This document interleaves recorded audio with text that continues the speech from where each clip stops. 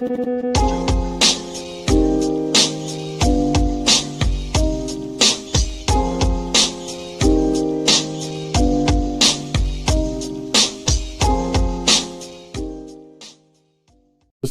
job, and these people who want to say follow ICE, and film ICE, you know what, you can protest, they have that right, but when you cross that line, and we've proven it, if you interfere or impede or assault an ICE officer, you will be prosecuted. And one thing I'm pushing for right now, Laura, we're going to create a database where those people that are arrested for interference, impediment, assault, we're going to make them famous. We're going to put their face on TV. We're going to let their employers in their neighborhoods, in their schools, know who these people are. Because as you said, a lot of these people, they say they're taking time off work to protest. I bet you a lot of them are calling in sick. I bet you a lot of their employers don't know what they're doing. But we're going to make sure everybody knows who they are.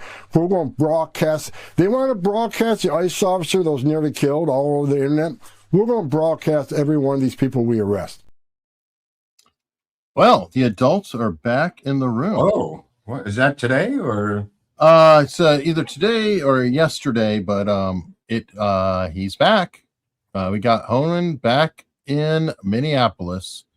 Trump sent him there. He said, he made a specific point of saying that Homan wasn't there. And if you've been listening to like Sean Spicer and them, a little bit more and more and more is coming out. Apparently, Homan was frozen out by Chrissy Noem and Corey Lewandowski. Are they banging each other?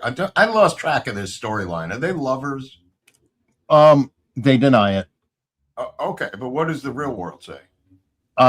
Let's just say that most of the staff apparently think they are, and others, but they say no. So I don't know. I'm not sure.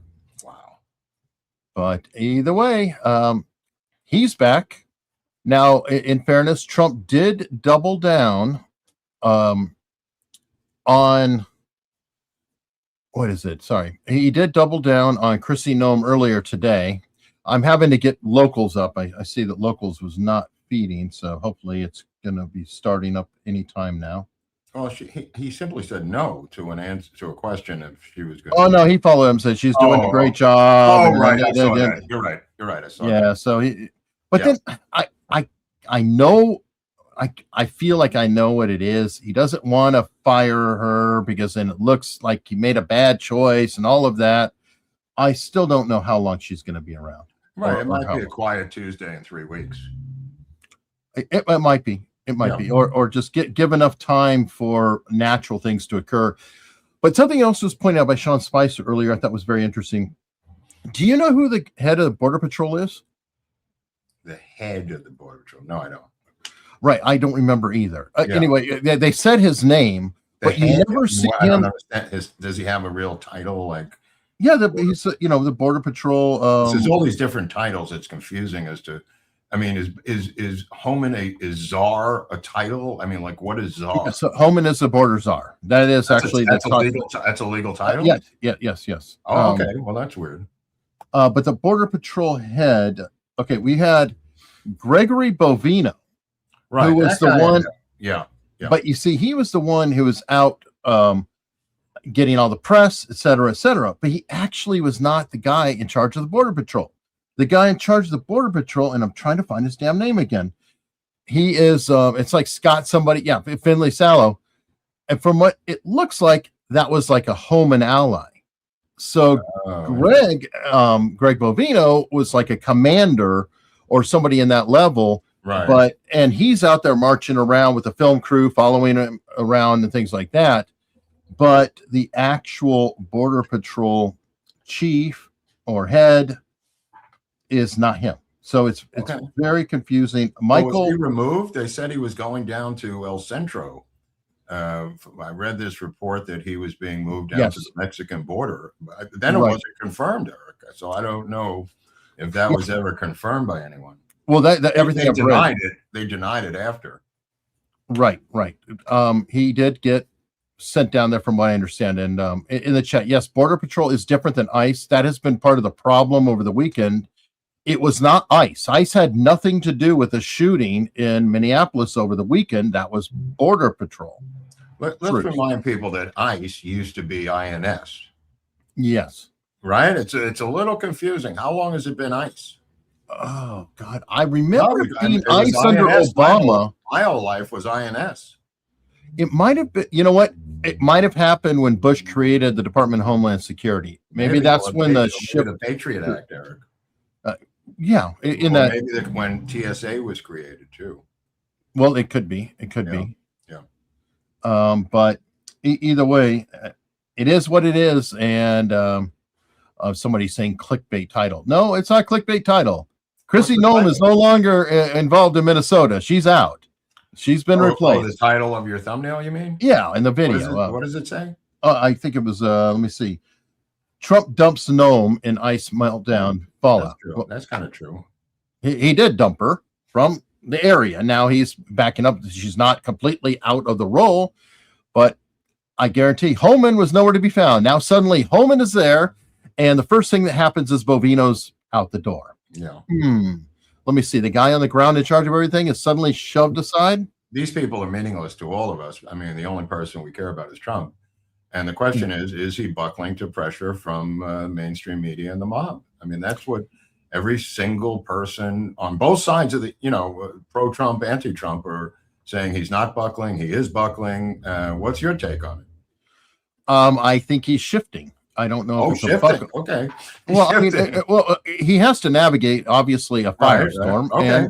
Okay. And what has he done? He said, okay, we're getting rid of that person. We're putting Tom Homan in there. And Tom Homan's pretty much accepted by everybody. Things were going very well under Tom Homan. How much crap did you read about Tom Homan? I've never read any crap other than he took a bribe and right. He was corrupt, and I don't know what was the result of that. He fought back against that charge. And it kind of vanished, but, it could be the Pam Bondi black hole, or it could be, I don't know. But yes, that did vanish. But I have not read any issues of him doing his job, even to the point that Obama is giving him the highest award you can win as a civilian employee. So he generally seen as doing a good job. Trump is suddenly talking to Waltz and Fry. That's a change in their demeanor. As a matter of fact, we have a speech from Waltz, only a couple of weeks ago, which some people could argue is stochastic terrorism that may have, helped cause some of this. But this was Waltz literally a couple of weeks ago. Armed, masked, undertrained ICE agents are going door to door, ordering people to point out where their neighbors of color live. Wow. They're pulling over people indiscriminately, including U.S. citizens. Really? And demanding to see their papers. Whoa. And at grocery stores. Kind of like COVID, huh, buddy? At bus stops, even at our schools. They're breaking windows, dragging pregnant women down the street. Just plain grabbing Minnesotans and shoving them into unmarked vans. Kidnapping innocent people with no warning and no due process. Donald Trump wants this chaos. Really? He wants confusion. And yes, he wants more violence on our streets. We cannot give him what he wants. We must protest loudly, urgently, but also peacefully. Indeed, as hard as we will fight in the courts and at the ballot box, we cannot and will not let violence prevail. You are not powerless. You are not helpless. And you are certainly not alone. All across Minnesota, people are learning about opportunities, not just to resist, but to help people who are in danger. Thousands upon thousands of our fellow Minnesotans are going to be relying on mutual aid in the days and weeks to come, and they need our support. Tonight, I want to share another way you can help. Witness. Help us establish a record of exactly what's happening in our communities. You have an absolute right to peacefully film ICE agents as they conduct these activities. So carry your phone with you at all times. All times. And if you see these ICE agents in your neighborhood, take out that phone and hit record. Help us create a database of the atrocities against Minnesotans, not just to establish a record for posterity, but to bank evidence for future prosecution. All right, so I conveniently put the definition here of stochastic terrorism. I struggle with that word all the time, but the use of mass public communication, usually against a particular individual or group, which incites or inspires acts of terrorism which are statistically probable but happen seemingly at random. Like follow them around Right. with the phone, collect the information into databases, things like that. Now, by the way, this term is a leftist term. That is something that they've been throwing on the right forever, but again, confession through projection. And you see Tim Walz's delivery there, but here is Donald Trump talking about Tim Walz today. Okay. They had a phone call. Okay. Conversation with Governor Tim Walz. This man has suggested that this is a modern day Gettysburg. He has likened his situation to Anne Frank in the Holocaust. He has said that ICE is your Gestapo army. And then you guys speak on the phone. I'm fascinated by that conversation. It couldn't have been a nicer conversation. And in fact, I said to my people, I said, it's hard to believe that's the same guy I watch on television, or I watch in the debate not doing so well, or because we had a very reasonable conversation, very good conversation. If you believe the conversation, he'd like to get this thing over with. But think of it, in the whole country, we've done this so much. We have the crime down to a level that nobody ever, I campaigned a little bit on crime, a lot on the border. The problem is I gave you the best border in the history of our country. Nobody wants to talk about it anymore. I did it a long time ago. I was able. Conversation with Governor Tim. So there you go. He's just filibustering. He's filibustering at that point. I mean, it's bizarre that he never goes after these people. When he's talking to them, he just, becomes a pussycat. They become a pussycat. Everyone's a pussycat. And he does the same thing with Newsom. He says, I had a great conversation with Gavin Newsom, and then they begin the name calling again. Right. Well, I guess the bottom line question is, are the criminals going to be given up to him? Now, last night, there was. Go ahead. You think they're going to give him up? I don't know. Already last night, there has been a change. The state police were called on rioters in Minnesota. I mean, this is the first time, and they were breaking it up. Remember, the rioters were surrounding the hotel. Things are going. Yeah, I was going to ask you about that. They're banging these pots and pans as people staying in the hotel. Right. Isn't that the definition of disturbing the peace? Yes, I think it is. And they did have the state police out there. And how many arrests were made, do you think? I haven't tracked that, Mark, but I will tell you that there's other people. All right. Well, there's other people banging too. Justice denied! Justice delayed! Justice denied! Justice delayed! Justice denied! Justice delayed! Justice denied! Justice denied! That's how they're reacting to Tim Walz and outside of his office in Minnesota. It's not just, people here are saying, well, okay, seems to be cooperating with Donald Trump. They feel like he's cooperating with Donald Trump. Right. We will see how things are going to happen. And it wasn't just beating the pans and whatever and disturbing the peace. They were like beating on the hotel sign. So, I mean, that's vandalism to me. Okay, here's my theory. There's 560 police officers in the city of Minneapolis who've been ordered to stand down. You're telling me in the United States of America, we can't get 560 United States Marshals or law enforcement officials to simply, in other words, if there was no sanctuary city in Minneapolis, he would have at his disposal, and I'm talking about Tom Homan or Trump, he'd have 600 police officers at his disposal in Minneapolis. Okay, fine. They're standing down. You can't replace them with 600 people in the entire United States as law enforcement officers. It sounds laughable to me. In other words, sworn officers of the law could come in and deal with the riffraff and crowds very easily by bringing in 600 people to replace the 600 people from Minneapolis. I don't get it. You could pick the 600. It could be, the Kennedys used U.S. Marshals when they went down and got General Walker of Mississippi at the University of Mississippi in 1962. They used U.S. Marshals to go in and arrest Walker and his ringleaders. I don't know why you can't use U.S. Marshals now. I don't know why you can't use other law enforcement under federal control to be crowd control, Eric. Like last night, they stood by. They have these guys in yellow vests. Those are not to be deceived, but they are a care organization in yellow vests, separate from any other law enforcement. They're a care group, quote unquote. We have that here in LA. I have never seen a cleaner version of disturbing the peace than I saw last night in front of that hotel. Now, keep in mind, there's other business people there trying to sleep. They're paying good money. I understand that the 911 stuff has been disconnected.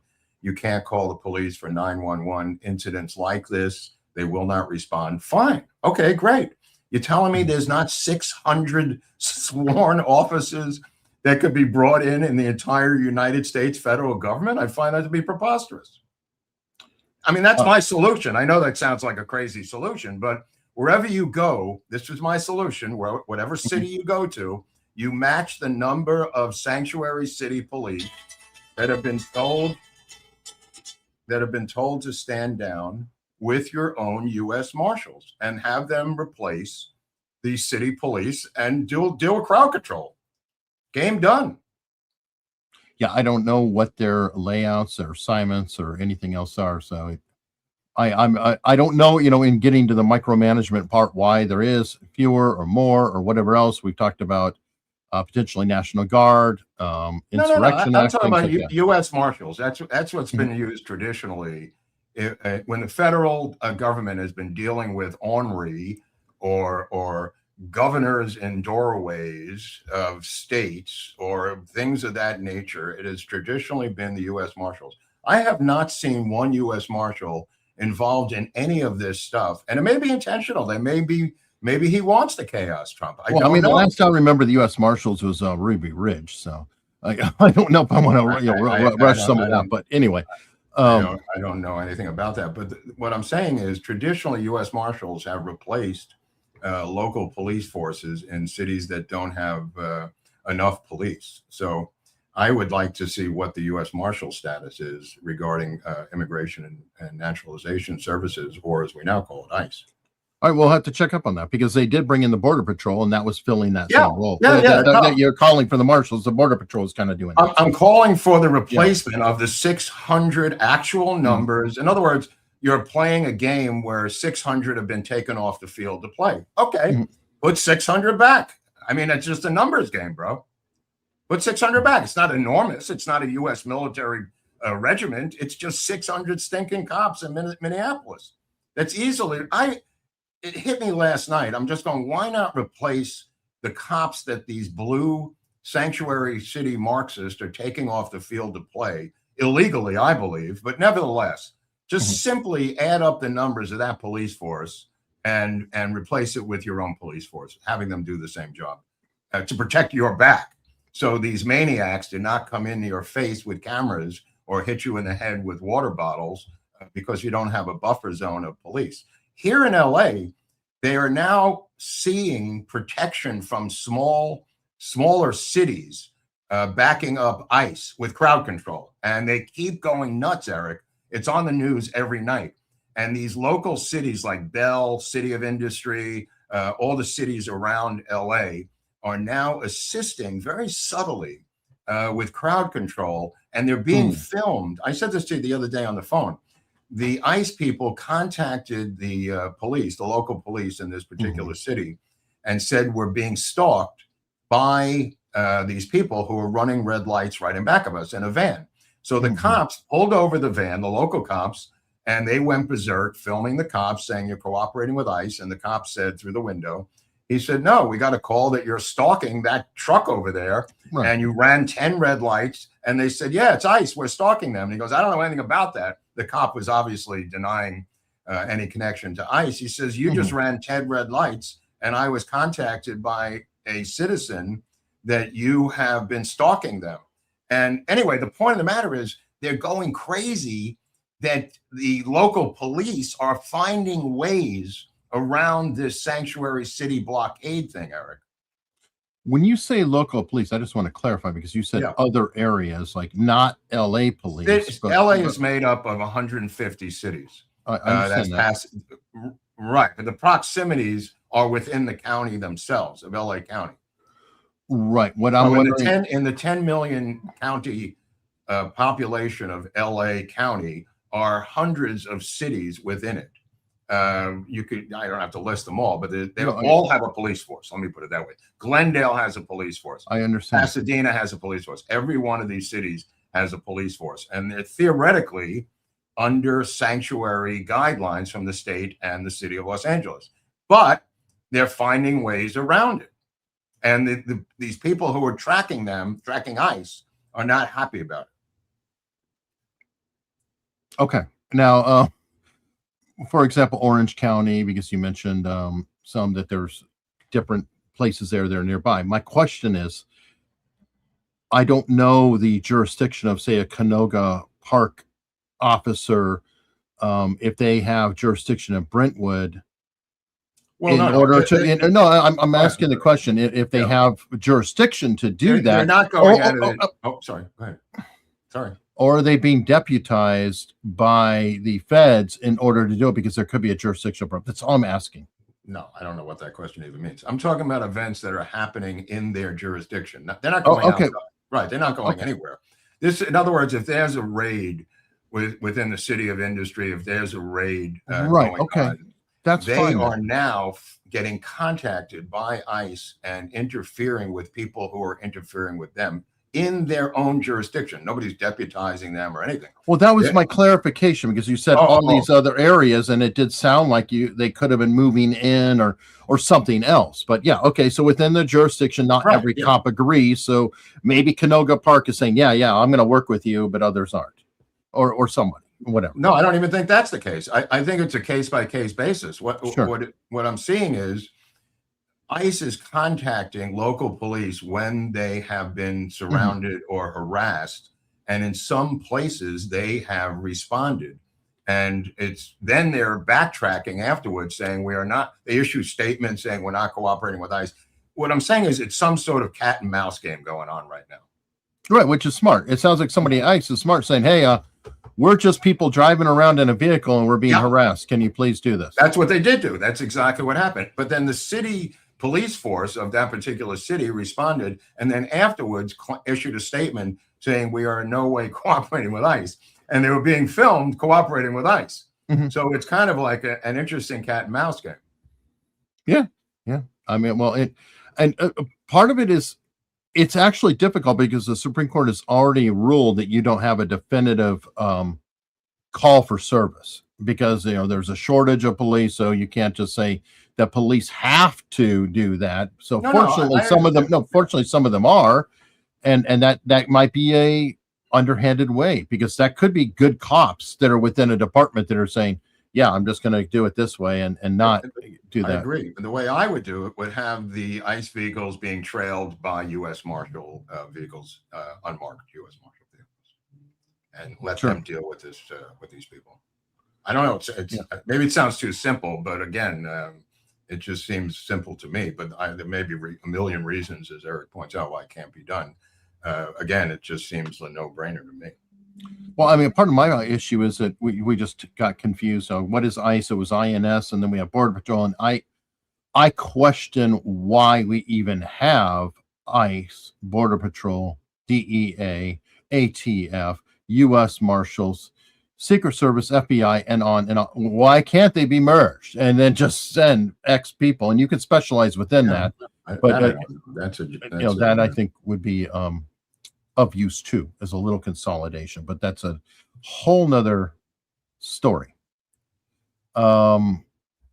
Anyway, another thing that's going on, and I think some of the cooperation may be occurring because of the network they found. They've got this signal chat thing going on with the different people who I believe include members of the governor's cabinet, or people who are potentially in the governor's in Waltz's. It was his chief of staff, actually, apparently, which does not look good. So if you've got this kind of thing coming out at the same time, which may be some of the only good news, hey, maybe he's going to have to cooperate because he just doesn't want this crap rolling over his head. He already has a few problems, and like a corruption problem with Somalis and stuff. Maybe he doesn't want this one. Maybe he wants to cut a deal with Trump over that. Maybe Trump is saying, I'll drop charges against you if you stop the madness. It could be. Yeah, it could be. And I wouldn't be surprised if anybody involved with Fry, I'm not going to say it because I don't know for sure, but it's possible that his administration could be also tied in with these particular chats. It seems to be a lot of people And that could be why I think they're suddenly cooperating, because if it can be shown definitively, and now we have a death, right? So if you can draw it, imagine if important people literally gave instructions to Preddy or something, go here, blah, blah, blah, blah, blah. Would there be a liability in that particular? Well, I read this 2 or 3 articles already that he broke his rib a week ago. I've seen that another today. confrontation with ICE. Apparently, people are thinking this is a self-deletion by cop, leaving his ID at home, leaving his gun permit at home, his father saying goodbye. I mean, who knows what mentally this guy was going through? Yeah, I don't know. Oh, they're saying the lieutenant governor is also caught in the chat. So somebody in the chat. Well, Andy No infiltrated the chat, and he said that it's just everyone has a pseudonym, and there's really nothing to glean from the chat itself because nobody's using their real names. And he went in and made up a phony name, and he said everybody is so paranoid in the chat, calling everyone else a Fed within this Signal chat that is being focused upon. Interesting. Well, they have come up with some names, so I'm not sure how they did it. And I thought Andy said that that nobody was, unless they were mentally retarded, was using their real names. They all had handles. Okay. And I thought it was Cam Higbee that had broken that. Well, Andy No has infiltrated the actual Signal chat and was on TV last night talking about the internal workings of the Signal chat. So, all right. Well, we'll see. Somehow names are getting associated, and I know that Cam Higbee also did. So that maybe multiple people did. They have other pieces of information. Yeah. I know that Andy No has done great work at Antifa, for sure. All right, so that kind of is, I guess, wrapping that up for now. I don't know where else you go. You sent me this earlier. There's an update on the story. It's not exactly ICE, but it's tangentially there. There's a nurse, and I always like healthcare workers who who make suggestions. So this is kind of creepy. It is a currently administrative leaved nurse. I thought it was something good. I think it's something weird spot. Sabotage tactic, or at least scare tactic. All the medical providers, grab some syringes with needles on the end. Right on. Have them full of saline or succinylcholine. Whatever. Right.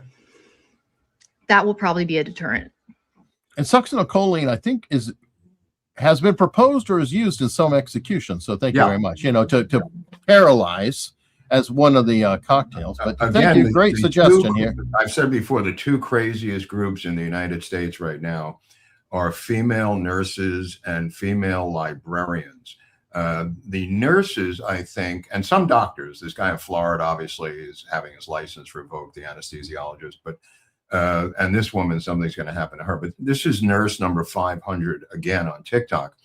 Mm-hmm. I think something happened to them during COVID where they went megalo because they had so much pressure and so much power simultaneously. I don't think they ever recovered after COVID in terms of megalomania. These nurses who never said a word in our entire existence and history have now put out hundreds of TikTok videos saying one crazy thing after another. And the librarians, as I pointed out on this show many times, are literally the leaders of the intellectual Marxist movement in the United States, public librarians. And there's another story I sent to Eric, which maybe we can get to. We're going to get to that. I don't want to keep going. No, go ahead. I just wanted to point that out, but go on. Yeah. Especially when I'm married to a librarian, which she doesn't love. There's some good ones, obviously. No. I mean, she probably knows better than me, your wife. I mean, she has to deal with staff and stuff. But no, there was a joke going around where when we were honeymooning, we were in New Orleans. It was either honeymoon or around that time, and it was for a librarian conference. So she got paid, and we got to travel or whatever. And let's just say that because it was a conference, like a whole group in town, the entire ALA, just kind of looked around, and she's like, "Yep, there's one, there's one, there's one, there's one, there's one, there's one." I mean, you can pick them out of a crowd. Okay, let me just put it that way. Right. But yeah, we'll definitely get into that. Anyway, update on this as of an hour ago. Libs at TikTok saying, I'm told by multiple insiders that the entire VCU Health was rocked by this today, and they held emergency meetings and may even involve the police. Will update when I have more. They got caught. How many times, and we were talking about this morning in my house, how many times have they not put out a video and done the same thing without creating a target on their back, Eric? You know, the guy in Florida who said, I am not going to treat any MAGA people. I'm not going to do surgery on them. Not going to give them anesthesia, because I hate their guts. Wasn't that the Jersey guy with the nurse who turned him in? And then this is one this week. Okay. This is a new one. This is a new one down in Florida, of all places. A guy making a TikTok video is a surgeon. He said, I am not going to operate on MAGA people or any Republicans. I'm not giving them anesthesia. Just, okay. He's going to be visited by certain people. They said they're going to revoke his medical license. But nevertheless, what about the hundreds of ones who simply haven't made a video and are doing it? You think that he's the only guy and this is the only nurse who's woke up? I'm sure they're doing this without making a video. Oh yeah. No, and people That's have pointed terrifying. Well, no, people have pointed out that it's like they're afraid to go to the hospital now. They're afraid, Right. I mean, let's just say, Mark, I'm going to guess you're not wearing a MAGA hat when you go to the doctor. No, of course not. I mean, by the way, I wouldn't recommend that to anybody. And if you have a heart attack, make sure you get that hat off because, it could go in the ambulance. Just take it off in the ambulance. Well, however you do it. I mean, in between, thrusts, get that hat off because it could be. It's a real problem. I think these people never recovered from COVID. And I don't mean medically recovered. I mean psychologically recovered. I think they went fucking megalomaniacal and godlike and created these draconian laws, draconian rules, like Eric mentioned. With the governor of Minnesota being one of the leaders. And who knows what this guy who was the ICU nurse at the VA was like. He may have been another one of these psychos, Eric. It could be. And I think if you exacerbate it, like not only COVID, okay, but also because some of them, might have just barely became a nurse now because, height of COVID is a few years ago. The virality of TikTok and the brainwashing that occurs in some of these platforms, if you combine these elements there, like, they didn't have TikTok 10 years ago to do this. Yeah, they might have had Facebook, but I don't know if it went as wide. It may have been fewer of the friends, but like TikTok, it's like, they can go viral. And then to go viral, it's like go more and more and more extreme in order to get the clicks and get things going on. So I just can't believe how many nurse videos I've seen of nurses going completely mad regarding Trump and MAGA and everything else. Why this profession? This is the number one psycho profession of Trump derangement syndrome. And I know it's anecdotal, but I have seen dozens and dozens of TikTok videos by nurses. Yeah. By the way, somebody in the chat pointed out you are leaving out teachers because they're. I'm sorry, I am leaving. That's a mistake. I also meant young white teachers. Absolutely, the teachers, the librarians, and the female nurses seem to be the troika of Trump derangement syndrome in our society today. Those three are like a triangle of death. Regarding Trump derangement syndrome. And I don't know why, other than they seem to have autonomy. They seem to have no supervision. They seem to be their own boss in many ways, even though it may not be physically true. They do have people over them. But they have Eric, they do have a lot of autonomy and a lot of free time, apparently. Well, depending. I mean, I have family members, but the autonomy. I mean, to be fair to all the great nurses out there, which obviously there are many, they have to have it because doctors prescribe, but nurses do everything. And a lot of times nurses, especially super experienced ones, know damn near as much as a doctor because they've just seen firsthand, patient after patient, and they've been around doctors over and over and over, and they learn this stuff. So my mother was the head nurse at this retirement hospital down in West Palm. And she would come in to work and the Haitian nurses, a dozen of them, would be robbing the med cabinet. She would catch them red-handed. They would say, "What are you going to do about it? These are for our boyfriends. They told us to do this." This happened about a dozen times, and my mother quit. So that's just the anecdotal stories that I know about nurses. And these were all Haitian nurses, obviously, because it was in South Florida. But my mother was hired to oversee this, to prevent it, and she couldn't stop it, so she handed in a resignation. But they were robbing the Vicodin and the opioids out of the med cabinet every single day, and not for themselves even. It was for their boyfriends. Mm-hmm. Fair enough. Anyway, Dustin, I'm going to push back on that. Not so much carrying out instructions is a far cry from diagnosing and fixing. I'm telling you, Dustin, I've been around nurses a lot of my life. Hell, my mother was a nurse. But anyway, a lot of times doctors consult with nurses too. What is the patient doing? Why are they doing that? And they make decisions together. So I'm not trying to say that doctors are irrelevant. Obviously, they're relevant. But the nurses tend to spend more time with patients than doctors. That's just a fact. And they do have knowledge. So, unfortunately, there are some bad ones. And I mean, there have been, what do they call, angel of death killers in time that were nurses, and they could get away with killing. Don't forget Nurse Ratched from One Flew Over the Cuckoo's Nest.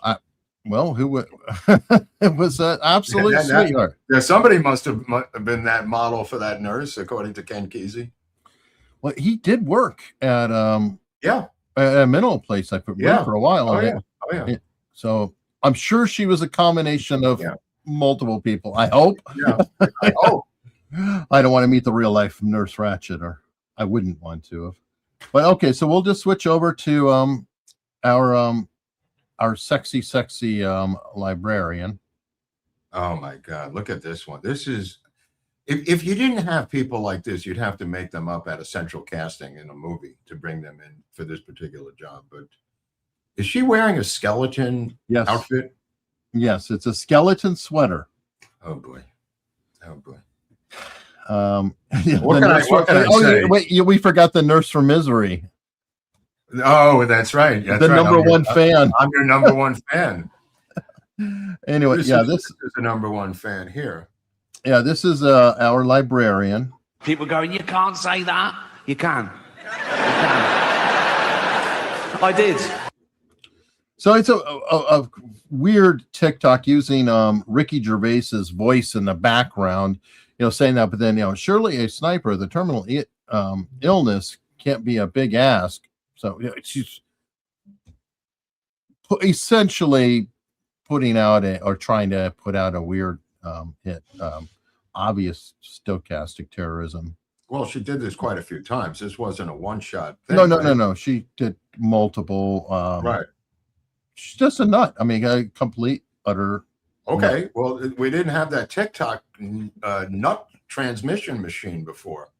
No, and it's very fortunate they're dumb. I mean, I can't help but think of the people who were vandalizing Teslas for so long. It's like every Tesla has 360 degrees of cameras on it. So every time you touch a Tesla, you're on camera, and they kept doing it.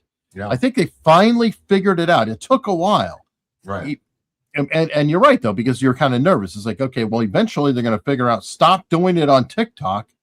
And then what? Well, they're just going to do it. Again, like I said, I mean, how do we know these nurses are not taking it upon themselves to inject people they perceive to be somebody? And they could be wrong, saying, I perceive this guy to be a Trump supporter, so I am going to inject him with strychnine. Whoops, he wasn't a Trump supporter. My bad.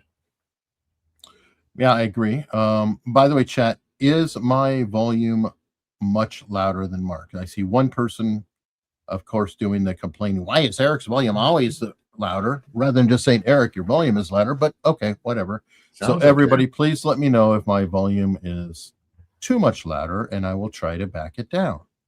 It's funny how that works. Oh, volume good. Good. No, Eric. Okay, so person complaining, maybe it's on your end. Could be. All right, so moving on to this one. Well, this is a happy story for you. Oh, that's happy. Let's go. Let's get some happiness here. Yeah, I think so. Well, yeah, the Palisade fires were over a year ago now, right? And how many houses have been built? 0. And there's been 15 permits. There's no complete houses. That's a fact. Okay. Well, maybe there's 15 under construction or framing, as Adam Carolla would say. Okay. Well, maybe there's a good news ahead. Trump has signed an executive order for feds to take over LA's nightmare wildfire rebuild in a huge boost for victims. Yeah, we'll see what happens. They immediately pushed back, saying he was I don't know if you scroll down, maybe there's a quote from the staff of Newsom. I thought it might have been another. I'm sure there is. I'll scroll. Scroll a little bit. Maybe there's a response. Scroll. Let's see here. That's Bass, but a little further. What's that? Hold on. Oh, Jessica Rod. Oh, she was a victim. Yeah, I was so desperate. Must have been another article, but they came out with a response saying, sure. Let's see here. She knows how it currently broke. Trump before with this. She'll let it take a turn. Rogers not only lost her home. Yeah, I mean, anything he can do will be helpful. They are not happy about the help. Of course they're not. Hold on, let me see. Makes them look terrible. Need to sign EPA do it. President Joe Biden, Lee is competent. Yeah. Look, I don't know what the answer is. They are delaying and fighting hold on, under the order. Federal we need capital. They have fighting, secretly, privately, bureaucratically. Look at that group. There's the 3. Oh, we have past fire bills. Day one is there they are. That's the troika of Becerra and Bass and Governor Newsom, who literally done nothing to begin this rebuild in the Pacific Palisades. Yep. Hopefully this will help expedite permits, but I believe that they will cock block this too. I'm sure. I'm sure they will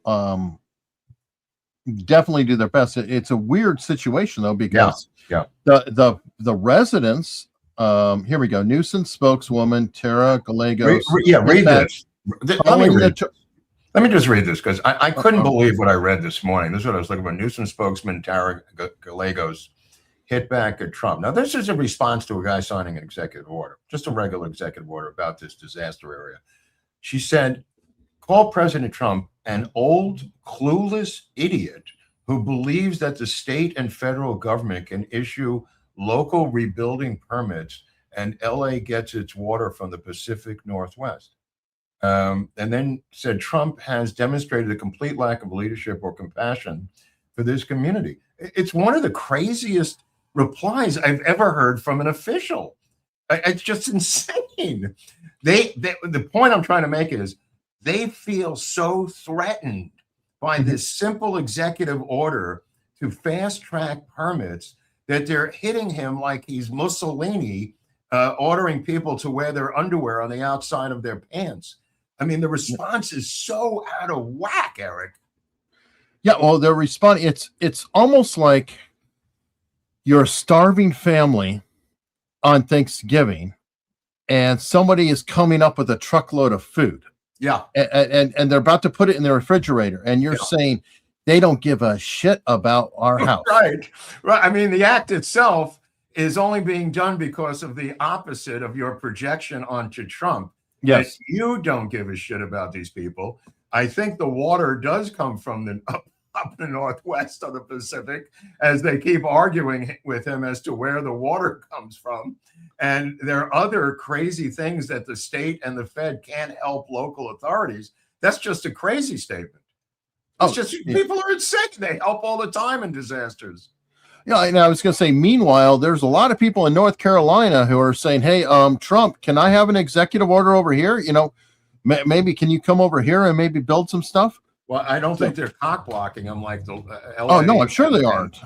Yeah, that's why it's important that Trump had to do this, because they're cock blocking every single person who wants to rebuild their homes. Yeah. I don't understand why they're not suing in court over this, suing the city and the county and the state over the cock blocking of these permits. Well, now they might have something to sue over. Ah, very good. I mean, if you think about it, yeah. We were offered help from the federal government. We personally, so they have standing, right? Yep. They have standing because they are victims, and then you are blocking our aid. So that could be a case. Well, it's just astounding to the level that they're going to now, Eric, to prevent people from rebuilding after a disaster. And you just go, what is their motivation? Well, we just we love red tape. You know, just there might be more to it. It might be that they want to seize that land and put low-income housing there. And they just can't come out and say it because that would be completely embarrassing. You mean maybe it's written about and let Malibu burn? Yeah, maybe it's in the book. Again, it's just them following their own Marxist dictums. And Trump is now calling their bluff, and they're acting as if he's come in and murdered someone. Yeah. Wow. I mean, that response is so crazy. Well, and it's just so over the top. I mean, I can't believe he wants to fast track permits. That's your response? It is such a weird response. There's a million ways they could do it. Like, he is jumping the system. He's not working with us, or there's reasons, or he's not focused. But no, it's just how dare he give money? Right. How dare he? Well, I don't even think he's giving money. He's allowing them to fast track the permits using federal permits. I don't know if it's even going to work. So again, their response tells you a lot about how they feel about this issue. Well, what he may be doing, or what may result, is it all depends, because Newsom has had a habit of, like, Trump will do something, and if it looks good for Trump, then Newsom will suddenly do the same thing and be like, this is the state program. So that could result. I mean, it'd be nice if he twisted Bass's arm. He said, no, we're going to do this on the state level, and then say that Trump is clueless or some bullshit like that. But the result would still be the same, and you guys are all helped. So that would be good. Yeah. Well, he's done that before. Remember, no tax on tips. Right, which they blocked. Right, but I'm saying now Kamala Harris immediately usurped. Yeah, she did. No tax on tips when she was in Nevada. Or what was the other one? I think he had a rebate of like $5,000 for housing or something, and so she's like, "Oh, ours is $7,000." Or just some variant. It's like, and he did do a good job of that. He said, writing Kamala Harris's stuff today that she'll use tomorrow, or something like that. I forgot what it was. All right. Speaking of changes, I think for the better, et cetera, which is going to make even more heads explode. Again, Barry Weiss, CBS. This has been a nice long-term story. Keeps giving, but keeps giving.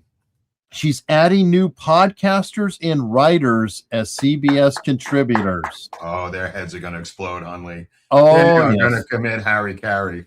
Yes, they will not like this at all. And she's got a plan, and she is rolling out this plan like General Patton marching to Berlin. I hate to use that analogy, but holy cow, that combined with Stephen Colbert and his ratings. No, I'll get to that too. Okay, yeah. I mean, oh man, there's a lot of good news in these stories. But here is a list. Somebody posted this earlier, so how do we get on that list? I don't know yet, but here's her list so far. You have Ellie Ackerman, Peter Attia, MD. Now he's a big name. Okay. Masa Alanejad, Arthur Brooks, Caroline Chambers, Claire DeBoer, Niall Ferguson. I don't know how to say his name. It's Niall. But anyway, he's Roland Fryer, Andrew Huberman, Coleman Hughes, Mark Hyman, Jana Levin, Casey Lewis, H.R. McMaster, Patrick McGee, Rayan Selim, and Lauren Sherman, and Derek Thompson. Derek Thompson's out of the Atlantic and written a couple of good books. So point is, she's bringing in people who have succeeded on their own, which I think is kind of cool too. It's almost like hiring, the Joe Rogans of the world or whatever to rebuild the network. They haven't been propped up by the network. They've all independently proven themselves and had independent voices and could potentially bring their audiences with them to CBS. That I think is a good idea. I think some of them work with her on in the free press that she created also. Oh yeah. Coleman Hughes, immediately he still does free press stuff and he does good work. I like Coleman Hughes. He's not a right wing guy. He's kind of a center guy, but he's sort of a common sense guy. And definitely not woke. I think pretty solid character. But that was good news. I saw this story.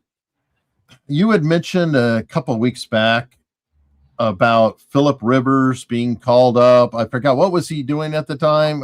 And he was a high school football coach in Alabama. High school football coach. Well, here's the crazy part. They wanted to give him the head coaching job at the Buffalo Bills. Yeah, he's since turned it down though. No, I know. That's what I'm saying. He did turn it down, but that's a hell of a promotion there. Well, you'd have to move from Alabama to freezing Buffalo. We probably said, screw this. I know, but I'm just saying. What a transition, Eric. You go from Birmingham to Buffalo. I mean, holy cow. Oh, in high school to pro? Whoa. Well, he went from high school to right into a playoff games and playoff as a player. Games. As a player, I mean, but he's a grandfather for Christ's sakes. I think it's definitely wild. But I think the movie should be made. The Philip Rivers story. There's enough there for it to be made. Well, maybe he'll get a call. Well, if he wants it. I mean, he might just have enough money to not care. He might like doing high school to give back. He might be a community guy. Yeah, he may not want to move to Buffalo and be up there and be a head coach. But he could teach a college in Alabama and probably do very well. I think they have strong football there, don't they? College level? Yeah, but I'm saying I think he's happy being a Friday Night Lights high school football coach, and a grandfather. Yeah, which is cool. All right, you probably don't care about this that much. I do. I really do. Whatever it is, I do care. Oh, okay. I'm sorry. I did. I knew you were the Kanye West #1 fan. Right. Or yay, whatever he is now. Well, anyway, he put out a thing.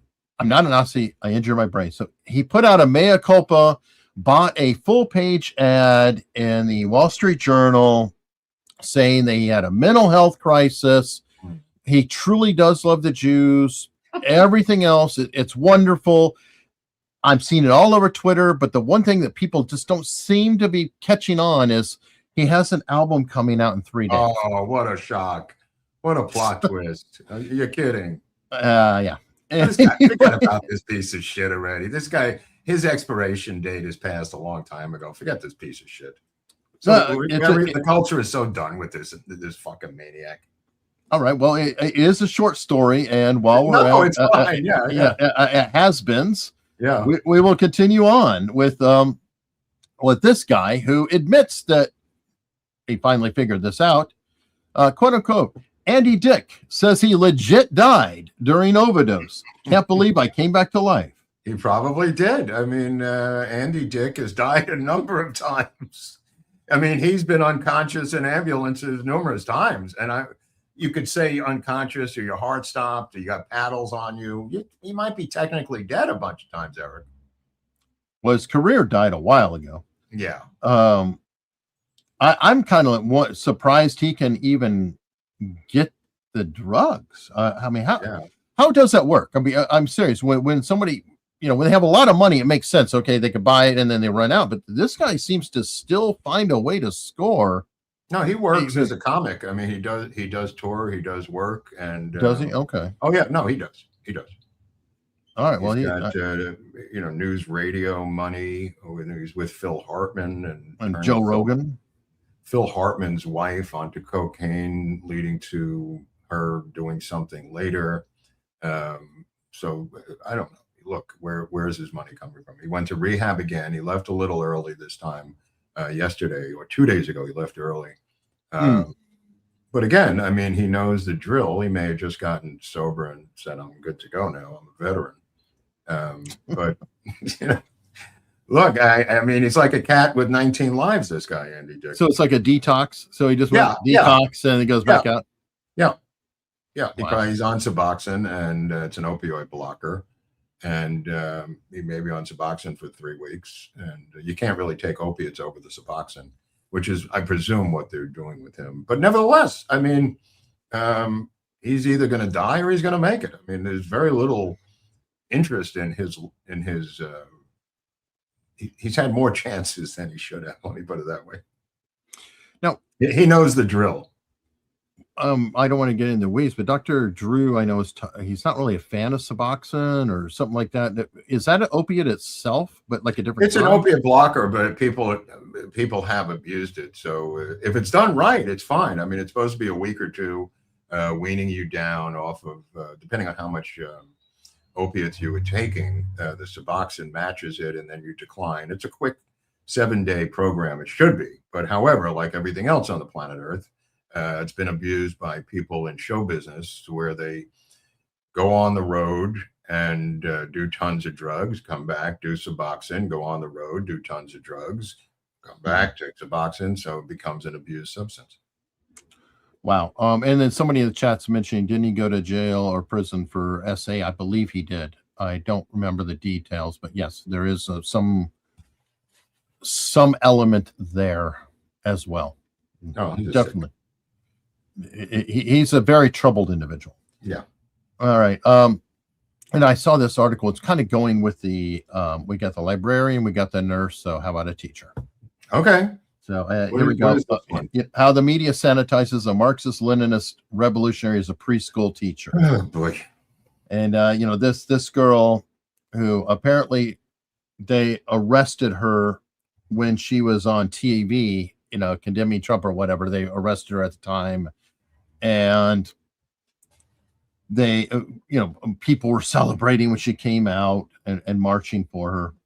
But of course, they never, covered. They just, oh, it's a preschool teacher. Oh, she's wonderful. Well, they have infiltrated those preschools. I mean, because they want cradle to grave Marxist teaching. Well, there you go. You've got the teacher and you got the nurse. Yeah. Cradle in the grave.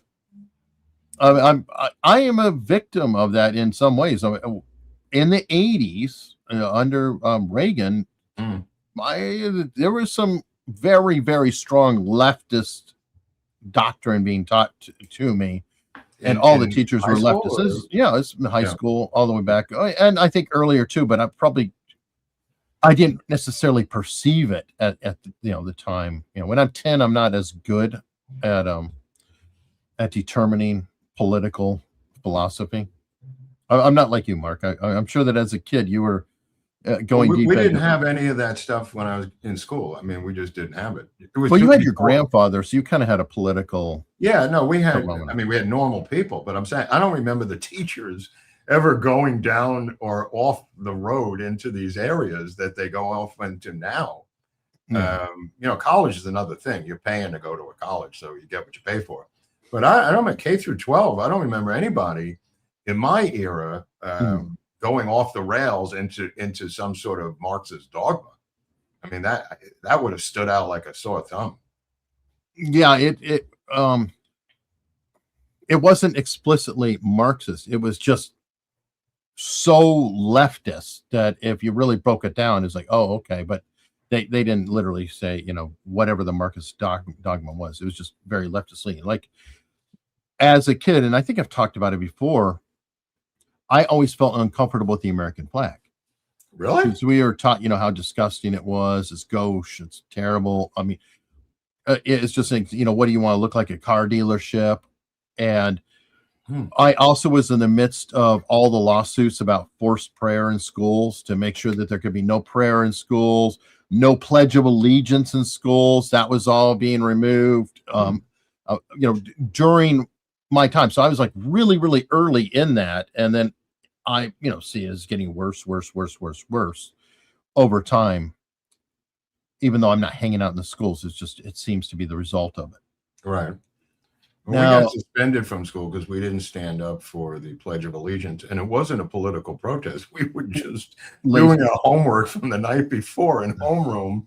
And we got sent down to the principal's office thinking it was some sort of political protest, which it wasn't. We had just failed to do our homework from the night before. Wow. Okay. So last show we went into, we were, running into the kind of horrible winter storm going across the country. It was going to affect a lot of people. Apparently, it did affect a lot of people. At least 28 people have died in the storm. I hate that they name winter storms now. It's just irritating to me. But they name a storm a snowstorm as opposed to a hurricane? Yeah. The winter storms now have names. I did not know that.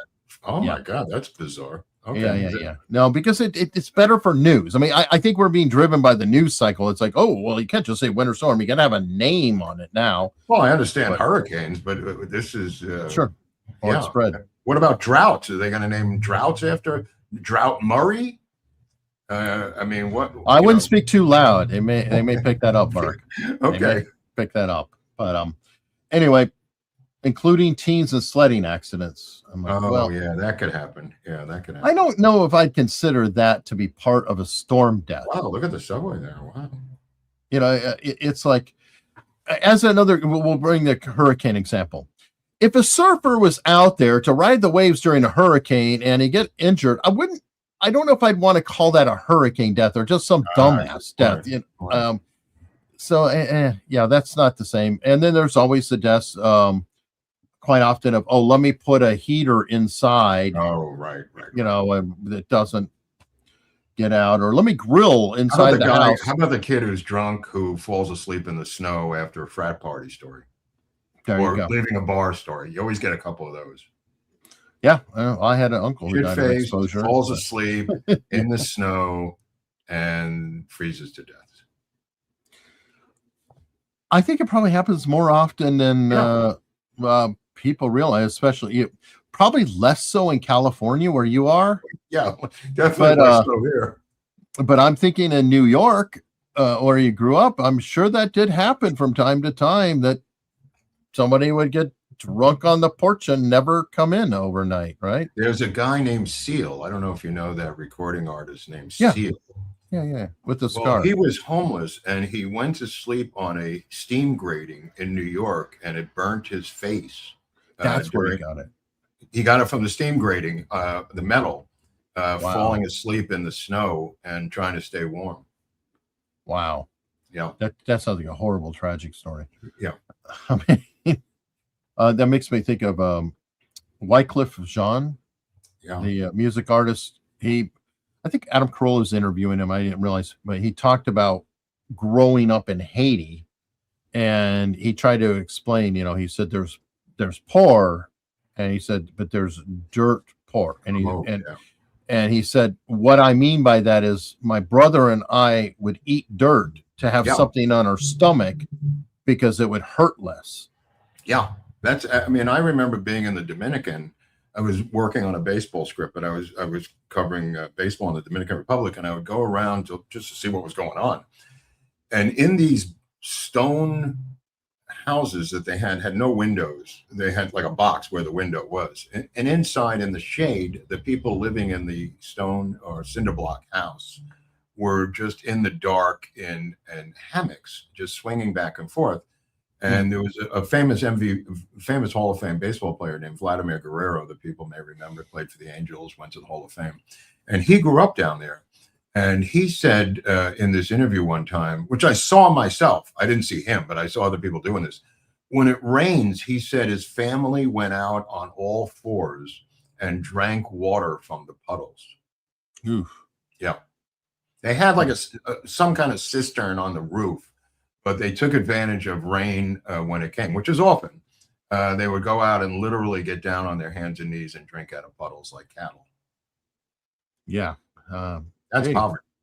Oh, yeah. That's why I get frustrated, because, you hear that about, that or Wycliffe Jean or whatever. And then, people here, poverty here, a lot of people who, are in poverty here have air conditioning and Xbox, cable TV. Ridiculous. So it's like, okay, your place may be worn, there may be holes in the walls, but my dad, when I was growing up in Tucson, he was doing work for the city, and there were people who lived literally in downtown Tucson. I was shocked because this was in the 90s, and I went around with them, and they lived with dirt floors. Yeah. So he was installing floors in the houses. But I do want to say that in these houses that had the dirt floors, a lot of them are immaculate. There was no garbage, nothing on the floor. It was, well swept and everything else, but just, I mean, poor ass people. Well, our standard of living is higher than any standard of living in the world. In fact, you could take the per capita income of our worst state, which is Mississippi, which is roughly about $52,000 a year, and it's higher than the per capita income of the nation of France, higher than the nation of the UK, England. higher than Germany. That's our worst state. Yep. It's about 53,000 per capita in Mississippi. It's probably 100 out here in California, but taking the worst state and comparing it to the nation of France, where it's $4.60 for a gallon of milk, and it's about $1.90 on average for a gallon of milk here. And their gas is about 5 times the price of our gas. Take a look next time you start belly aching about the standard of living in the United States versus the rest of the world. Take a look at some of the comparisons that I just made. Yeah, and if you look at the prices, like, well, I'll just use England, for example, because, I have friends there who complain about it. They're making less money and their prices are also more for damn near everything. Yeah. And fuel's a great well, example. They don't, it's not like they've got cattle farms like we do, and they have to import everything because they are living off of other people's things. The head of the UK is in China now, again, meeting with the Chinese communists. And I always look at that and just go, this move by the Canadian head yesterday. I mean, I don't know if you saw that little clip I sent you when he came back from China, Eric. You sent me that. I need to. I mean, it was so terrifying to hear this little clip by him. They're all going one by one to kiss the ring of the head of the Communist Chinese Party. And they're being called on the carpet by their leader. And Trump said you could have it that way or you could have it my way. He immediately came out and said, I'll put 100% tariff on you if you make a deal with the Chinese communists. But he made this little statement, which I was wondering if you had it available. Not Starmer, what's his name? Carney. What's his name? Mark Carney, Eric? Mark Carney is the Canadian Prime Minister, and he went to China, and I know that Trump threatened him with the 100% tariffs. I don't have that on hand. Did you see the clip of him speaking when he came back? Because he seemed like Darth Vader when it's almost like he came back a different person, like they did something to his brain. Oh, I'll have to look for that one. Okay, I've got the other one that was talking about the Chinese government, which is the military commission with the X's. Oh, that I didn't see. That I don't know. Well, you sent it. Oh, well, so I assume you sent this one. Oh yeah, go ahead. Well, it's at the end of this. Oh, okay. So maybe it's at the end of this little video. It wasn't about. Oh, okay. This was the opening. I'm sorry, it's a little confusing. This was the previous story. But play this. Let's see what happens. Okay. And a sign that there are fractures and struggles for power within the ruling party. The move coming just days after Canadian Prime Minister Mark Carney traveled to China in hopes of increasing ties between the two countries. Carney, in rather blunt remarks, suggesting relations with the U.S. are unpredictable. I like how he's turned away with this just dismissive handshake, Xi Jinping. And ties with China could be part of a larger realignment. I believe the progress that we have made in the partnership sets us up well for the new world order. Play that again, because it's so terrifying what he just said. Partnership. Listen how he lowers his voice. The progress that we have made in the partnership sets us up well for the new world order. Are you kidding me? You should put that on a loop. Dude, I played it 50 times last night. I couldn't believe what I was hearing. How draconian he sounds, how dark that sounds, and the fact that anybody would be using the New World Order phraseology. He literally just came back from Beijing, and it's like he's being told to say this New World Order phrase, Eric. He was, he lowers the register of his voice. It sounded terrifying. Like a Manchurian candidate. Like a Manchurian candidate. That's what I thought. Good point. Yeah, it definitely did. By the way, that little clip of the X's, I thought we were talking about too. That no, I think is, but I think that's kind of important to see, because whenever you have a bunch of people disappearing or executing around a leader, that's telling me that things aren't great in the country. They're not stable. He's having to, clean house around him. He may be losing control. Xi Jinping. I don't know. He may be weaker. The crux of that story was U.S. intelligence had infiltrated Chinese intelligence and got many of their nuclear secrets. The reason for the cleaning house, and it's considered to be one of the greatest Chinese military intelligence coups by us in decades, leading to this cleaning house. So there's a precursor to that story of us somehow, through spying, through our people, getting some of their nuclear secrets. Yeah, and so we very rarely have had military intelligence victories over the Communist Chinese Party, but this apparently is one of them. And this retribution by him against these guys who allowed this to happen is why you see those X's across their faces. Well, I wonder, okay, we have that. We also have Venezuela, which I think is harming China more than people, want to give credit for. They may not have seen it coming. They may have not forecasted to him that Trump was going to do what he did down there. In other words, Trump probably really surprised him, period. Right. They may have had the wrong forecast. Yeah. Yeah. I mean, a lot of people did. Yeah. I don't think anybody your life if you're the intelligence chief in communist China. Yeah, that's 100% true. Back to the winter storm. I was going to say, about people dying. This is not a winter storm, but it's a good piece of advice to everybody when you're out and about. Zoom lenses. If you are going to take pictures of wildlife, zoom lenses are a great investment. We had a tourist here in China wanting to take a picture of a snow leopard. Got within 10 feet of said snow leopard, and the snow leopard determined that they were hungry. Or they did not like to be messed with. Mauled the tourist, and they survived, apparently in a bike helmet or something on, which is fortunate. But again, good advice is, if there's wildlife, zoom in, you're saying. Yeah, get a camera with a zoom lens and stay. Yes. Isn't that what most nature filmmakers do? Yeah, it looks like they're right there, but the lens looks about this size. Right, they're a mile away from the herd of lions. Exactly. From the pride of lions.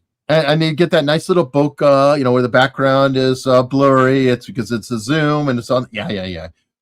Yes, the wildlife photographers do that, and actually they're a lot like hunters. If they set up, the same way in a nest or whatever, and then just watch and stop. There was a film. It wasn't Mondo Carne, but it was some nature version of Mondo Carne. They were showing it as a trailer in a film that we were seeing that hadn't yet.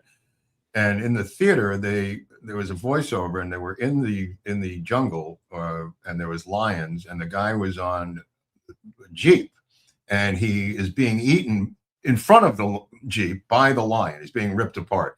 And the announcer says in the footage, "This is the last footage ever filmed of British cinematographer Jeff Wilson as he's being torn." And the audience starts yelling, "Who's filming this? Why aren't they helping him?" And the whole place goes crazy, yelling at the screen about this video clip. He set it up on a tripod. Okay, leave him alone. No, there was somebody there filming him being eaten. It reminded me of Timothy Treadwell, of course, who famously in Alaska kept going up and playing with the bears up there until they ate him and his girlfriend. Yeah, he was like the grizzly guy or whatever. What's that? It was like grizzlies or something. Yeah. The game warden every summer said, "They're going to eat you, bro." And he was a gay guy from Malibu who thought they were his friends. He was anthropomorphizing the Alaskan grizzly bears. He thought they were talking to him, that they were friends of his. He talked his girlfriend. This is a Werner Herzog film, by the way. He talked his ex-girlfriend into coming up with him reluctantly. She didn't want to go. She was the first one eaten, and then they ate him. And there's an audio recording of it that is at the end of the film, if you ever want to go to that end of the film, of the two of them finally being eaten. At that point in the movie, I'm rooting for the Grizzlies because I couldn't take it anymore.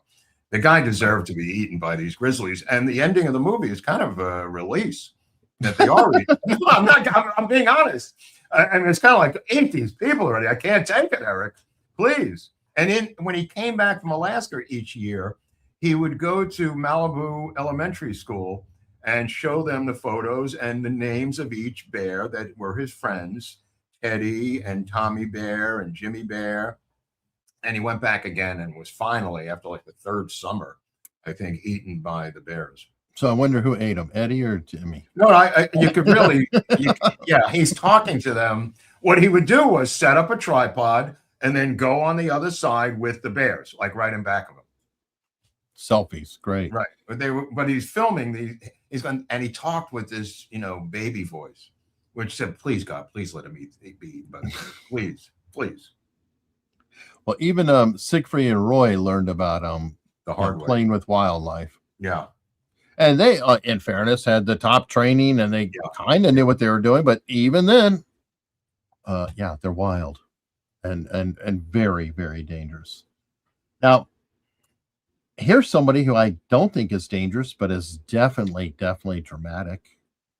And I think one of the most boring actresses in the world. But Kristen Stewart apparently is leaving our shores because of Trump's America First film industry policy. Shouldn't there be a prototype cutout where you buy the article and it says insert name here of whoever it is? It's insert name of actress leaving America because of Trump. Okay.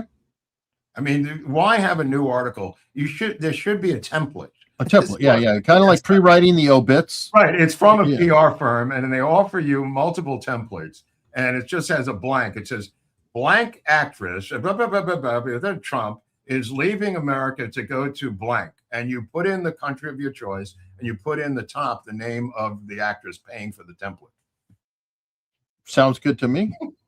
Sounds good to me. And I'm trying to find, I thought you sent it to me earlier, but it was like the perfect counterpoint because we have an actually sexy actress with Sydney Sweeney, who came off of the Hollywood sign last night. I don't know how she got up there with her bras, but she went up there with a crew to promote her new lingerie line. I don't know what's going on with this actress, why she feels compelled to do this.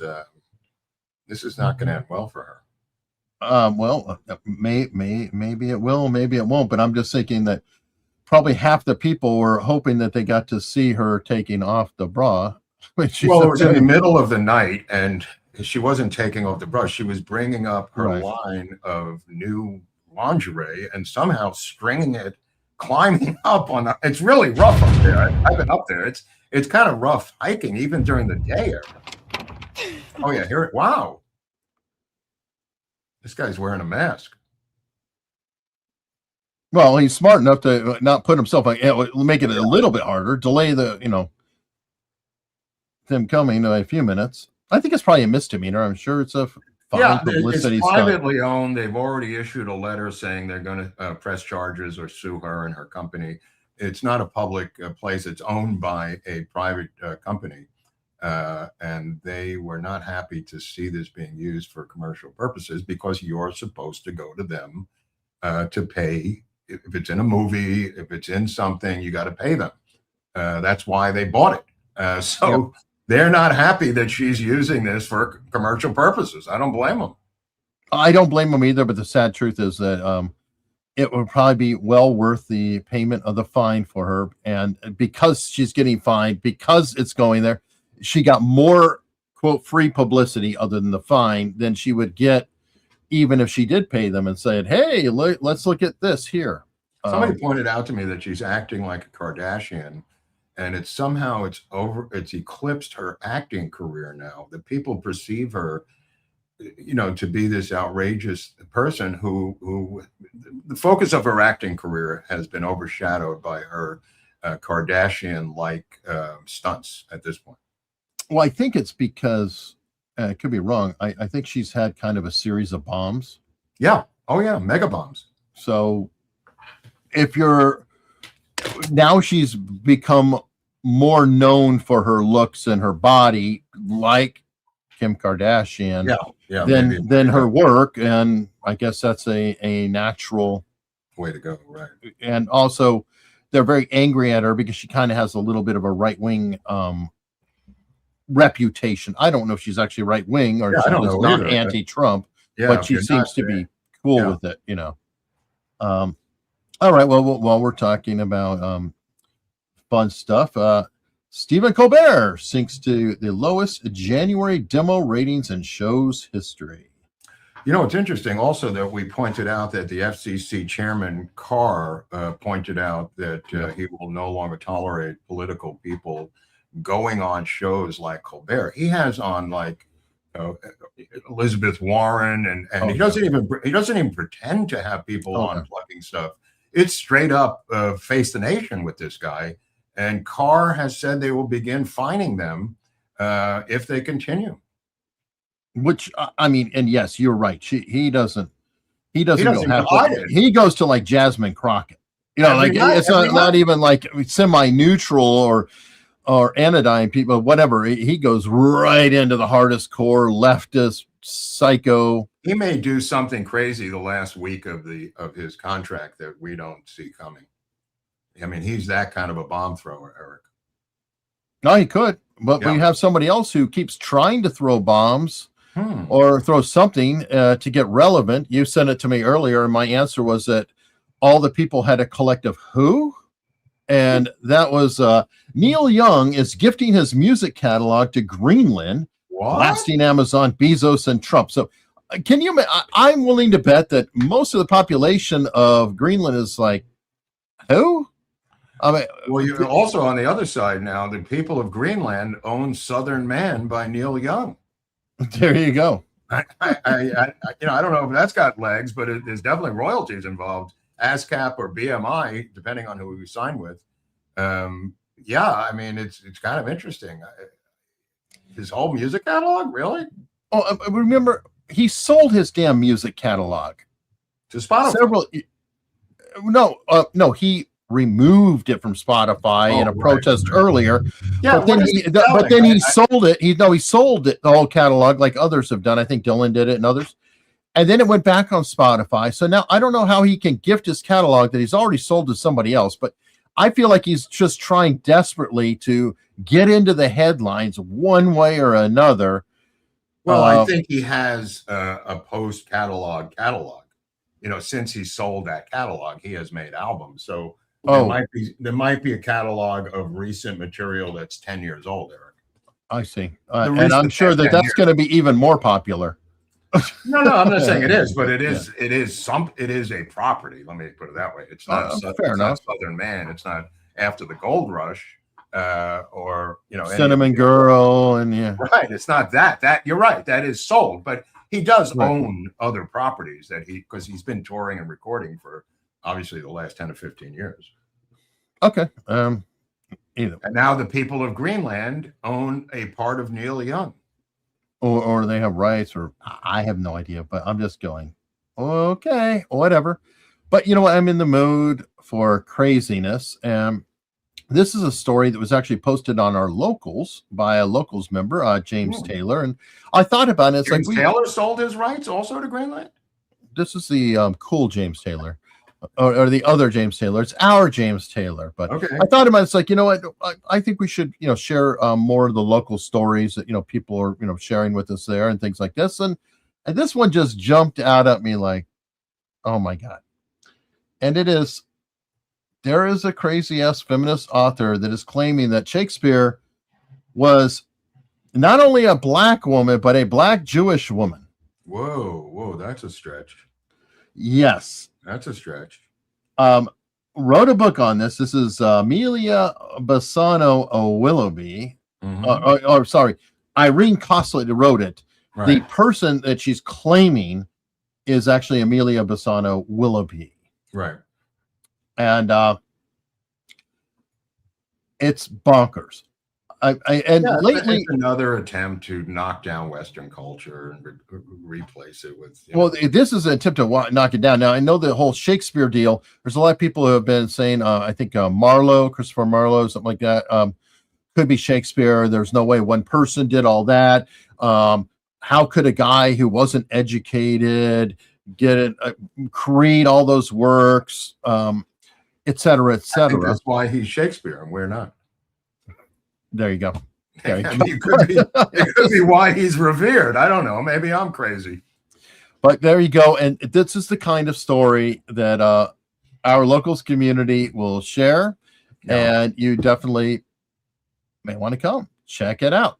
And you can do that for free. You can be a member on Locals for free and see stories just like that.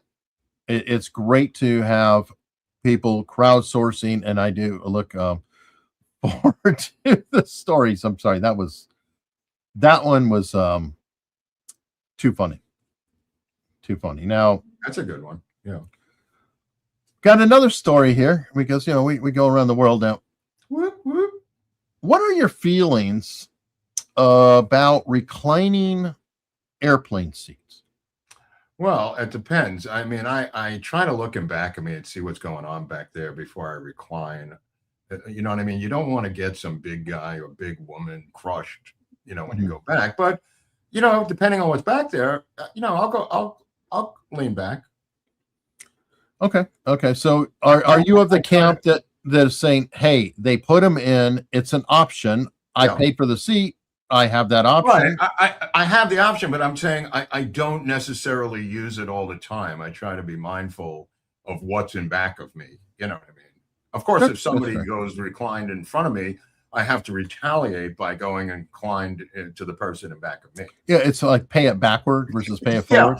It's like a domino thing. Now that this guy has taken up my space in front of me, he started the domino effect where we all have to go backwards. All right. Well, fair enough. This is a person who was behind somebody who was reclining their seat. Okay. And by the way, please, I want to put it out there. Everybody in the comments later or in the chat, let us know what you do on planes. I personally try to avoid reclining a seat if I can. If my back is just killing me or something, then, whatever. But I do try to suck it up and walk around. That's why I sit on the aisle so I can get up and walk and get up and walk. And that does help a lot. But I get it. But please comment in the chat and in comments later if you're watching later. But here's a reaction of somebody else.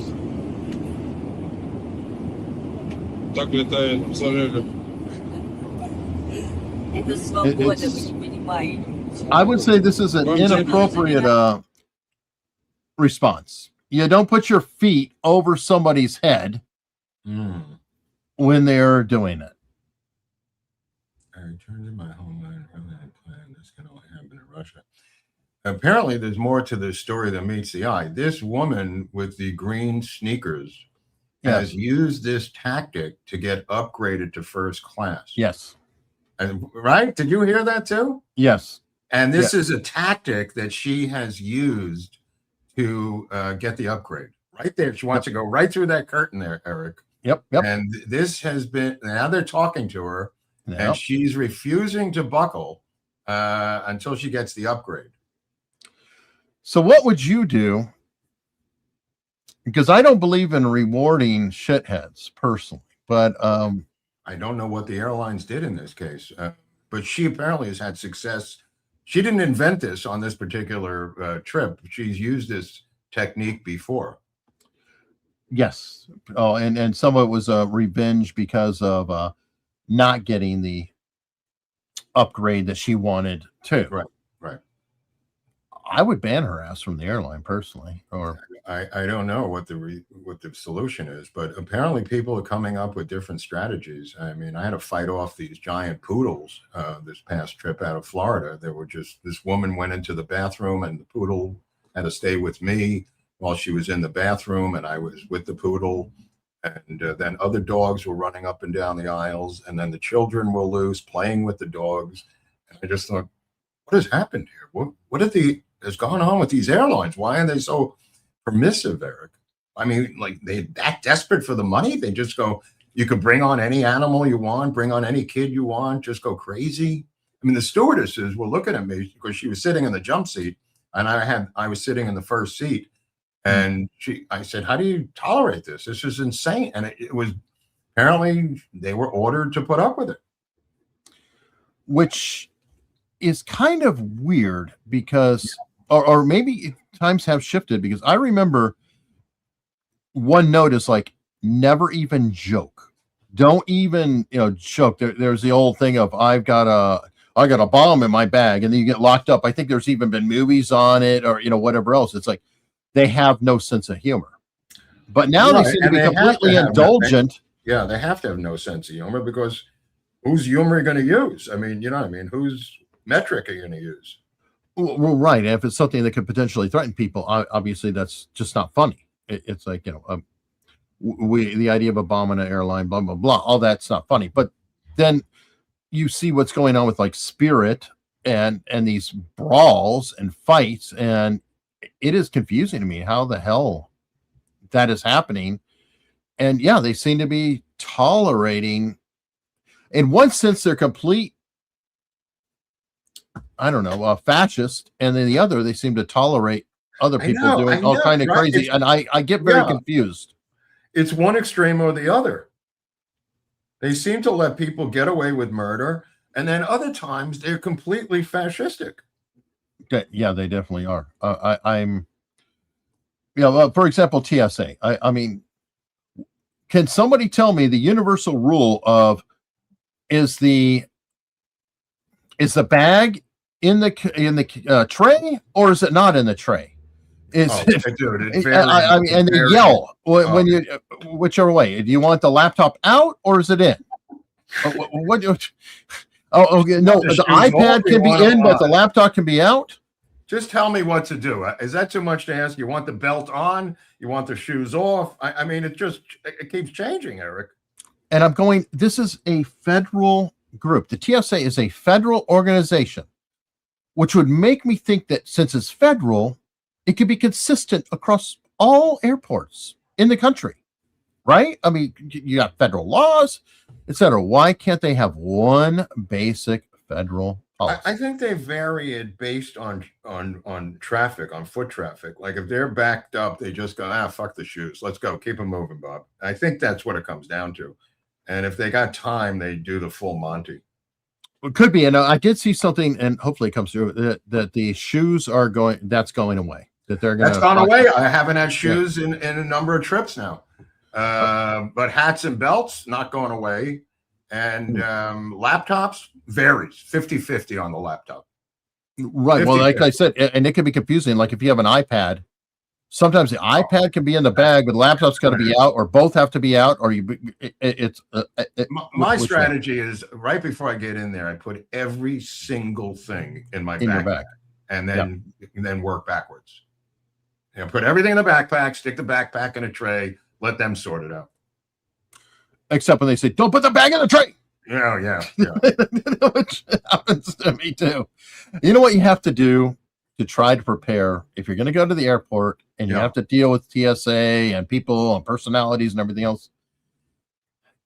You might need to have some coffee. Oh, right. Get your energy up.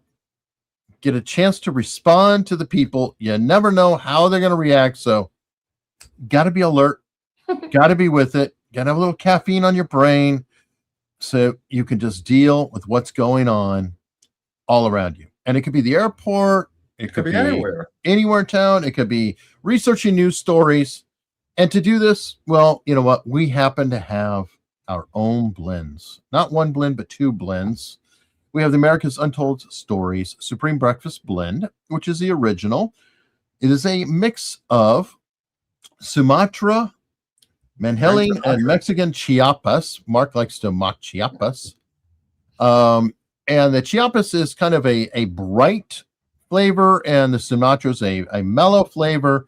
Overall, the Supreme Breakfast Blend is kind of a brighter finish and flavor of coffee. It's a great breakfast blend. Or you can have the Magic Bullet Blend, which is kind of a deeper flavor, a little richer. Think like a study or like a wooded room with leather, things like that. Very nice, rich flavor. You could scan this right here on the screen, or just go to americasuntoldstories.com/coffee, and it'll take you right there. Am Agfavo, I think it is, who's saying, come up with a tea. We actually do have an affiliation with Dragon's Tea, which is in the description. And Dragon's Tea is a fantastic tea in of itself. If any of you are into teas, look in the description. You will see a link to Dragon's Treasure Tea. And their tea is not just like, bags of Earl Grey. Right. It is loose tea. It's for the fiddly types. So if you want the really good tea and, where you measure the temperature and all that, you can go completely there. But if you don't, they actually sell a plastic kind of cool cup where you could just scoop the tea parts in there and it'll brew right in the cup, and it's very convenient, but it's still high quality tea. So yeah, we actually do have a tea, Dragon's Treasure. Again, in the description, check it out. And that will also give us a little bit of support. And while we're talking about support, we have some super chats, starting with Australia, who's saying, you guessed it, Trump's fault. In the meantime, while you were doing that commercial, I sent you some photos of dogs on the plane in case people think I'm making this bullshit up. So if you do get a chance, it's kind of fun. But let's continue with your super chats. Definitely.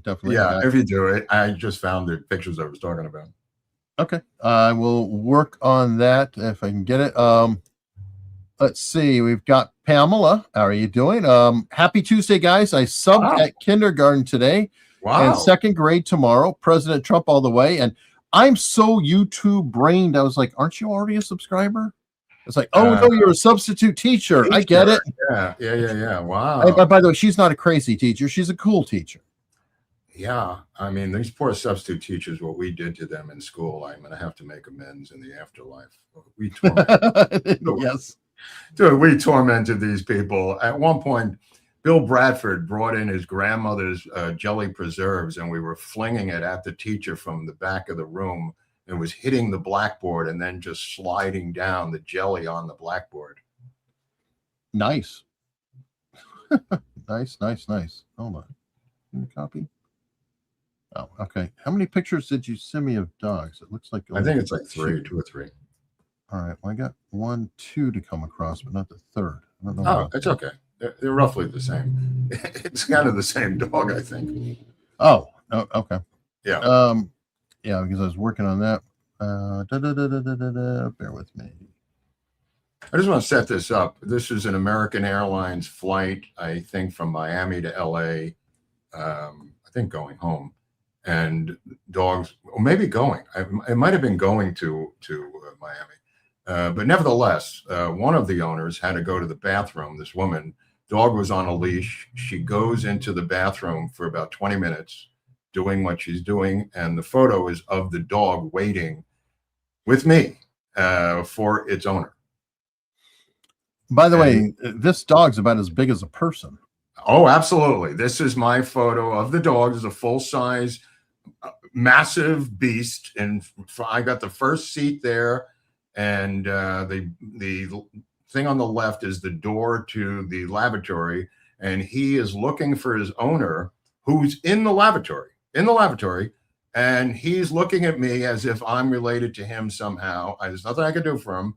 And here he is saying goodbye to his owner, who goes into the lavatory. This is my POV.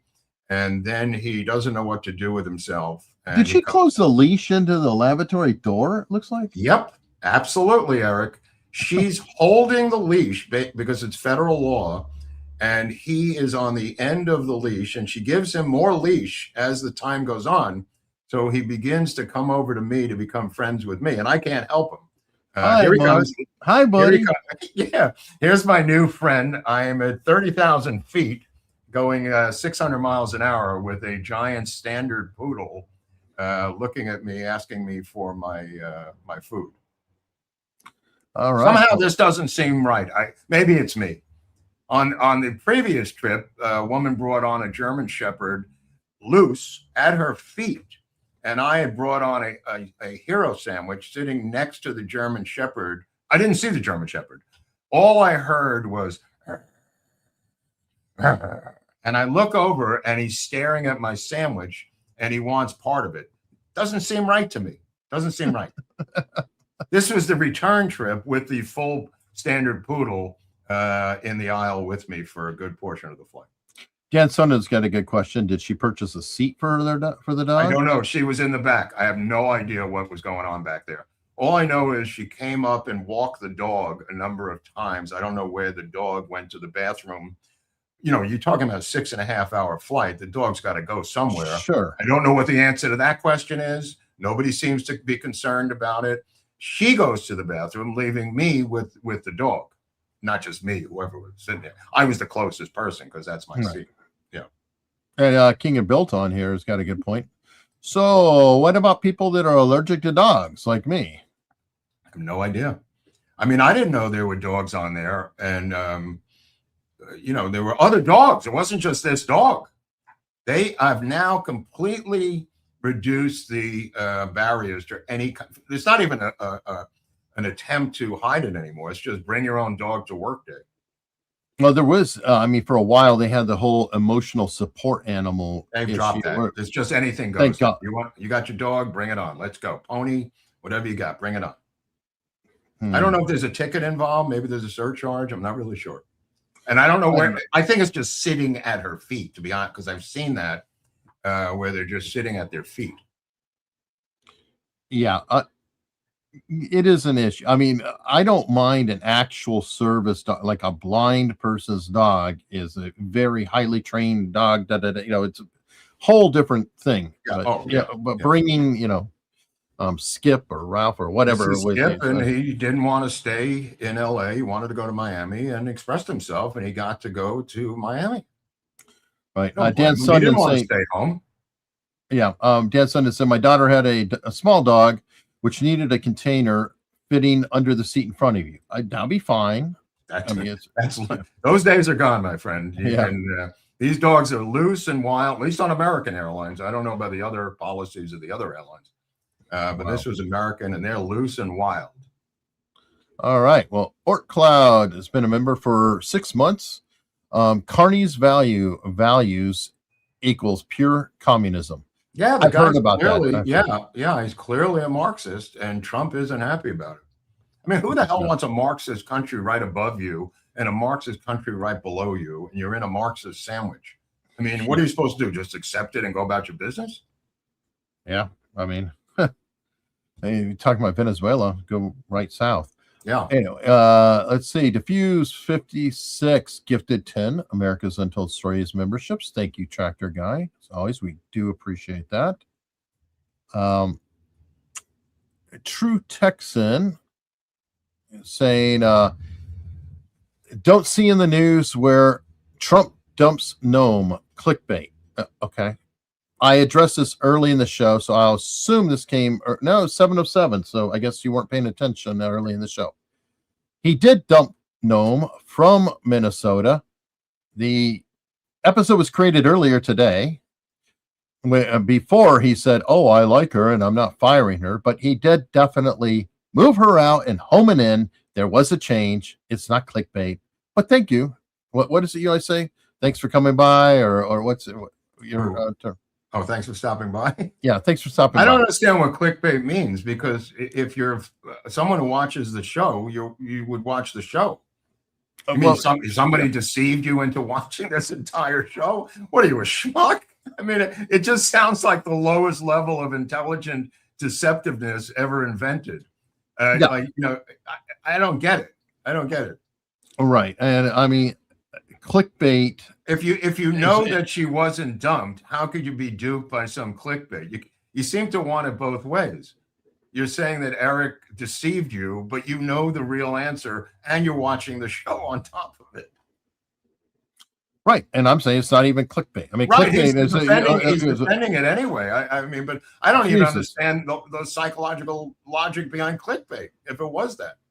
I don't know. Maybe they're hoping for a different story. Right. I don't know, but it is like, really. All right. K-Dog 4708. Maybe I need to put that in the description. Okay. If the Dems win the midterms, is there any Trump, any way, I guess, that Trump avoids endless impeachments? Absolutely not. And also, I predict that the final tally of the House will be decided by the long drawn out long counts of the state of California, who will put the Democrats back in charge of the House after a 3-week count in some tight races in California. It will come from here. And it will be a karmic move because they refuse to go to court to prevent the long counts in congressional federal elections here, hoping for the best. All right. Let's see. Big Bill 767 with $23. Thank you. I don't know why the specific amount, but thank you. Airline story. What you do is upgrade the person in front of her that is inconvenienced. Okay. I would take that. Yeah, with the foot thing? Yeah, that would be perfect. Because well, there might not be any room up there to begin with. True. You're assuming that there's empty seats in the upgrade area. That might not be true. They may have told her we don't have any seats. Could be. Yeah. And again, I still would get rid of her. I'm just saying, if she's obnoxious and doing that, why tolerate that? You know, she's punishing the person in front of her. I mean, what recourse does that person in front of her? Well, I would take it upon myself. I wouldn't even bring the stewardesses into it. I would take it upon myself to deal with it. I don't need an arbitrator to deal. I don't need an umpire to deal with this balls and strikes. So what would you do? Get your fucking feet off my seat, knock them off. That's all. All right. And if she put them back up, I knock them off again, and then it's on, and let's go. It's Brooklyn time. All right, and then you'll both be locked up. All right, cool. I don't know about being locked up, but I'm not flying with somebody's feet on my head. Fair enough. All right, well, where we will be flying to is Locals, where we can hang out with some cool people there, including James Taylor, possibly the original James Taylor, the original, the great and powerful. This James Taylor has seen fire and he's seen rain. He absolutely has. And we will discuss all of this and more on Locals, where again, you can join for free. Link in the description, or just go to unstructured.locals.com. And if you want to pay to support, there's a lot more benefits.